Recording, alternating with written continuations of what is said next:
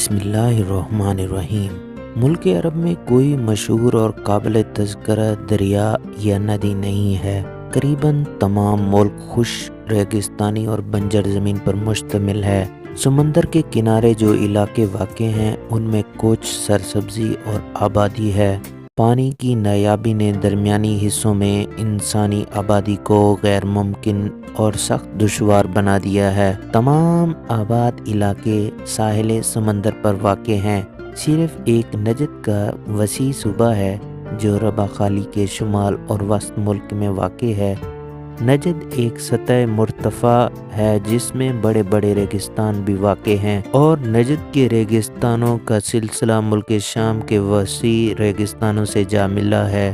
ملک عرب میں جا بجا پہاڑوں کے سلسلے بھی واقع ہیں، لیکن کوئی پہاڑ سرسبز و شاداب نہیں۔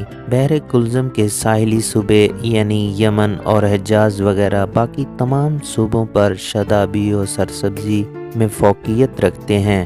کل ملک عرب کی آبادی 1.25 کروڑ کے قریب بیان کی جاتی ہے۔ گویا فی مربع میل 10 آدمی آباد ہیں۔ دھوپ سخت شدت سے پڑتی ہے۔ لو ایسی تیز و چلتی ہے کہ اس کا نام بھی سموم یا زہریلی ہوا رکھا گیا ہے۔ انسان کی تو حقیقت کیا ہے؟ اونٹ جیسا ریگستانی جانور بھی سموم کا مقابلہ نہیں کر سکتا اور باد سموم کے جھونکوں سے مر کر رہ جاتا ہے۔ اونٹ اس ملک میں بڑا کارآمد جانور ہے۔ سینکڑوں کوس مسافر کو پانی کا نام و نشان تک نہیں ملتا۔ اونٹ ریگستانی جہاز ہے، اسی پر بڑے بڑے سفر طے کیے جاتے ہیں۔ کھجور کے سوا کوئی قابل تذکرہ پیداوار بھی یہاں موجود نہیں۔ اس ملک کے باشندے اونٹ کے دودھ اور کھجور کے پھل پر اپنی گزر بسر کر لیتے ہیں۔ ملک کی آبادی کا ایک بہت بڑا حصہ خانہ بدوشی کی حالت میں زندگی بسر کرتا ہے، اس لیے بڑے بڑے شہر بہت کم ہیں۔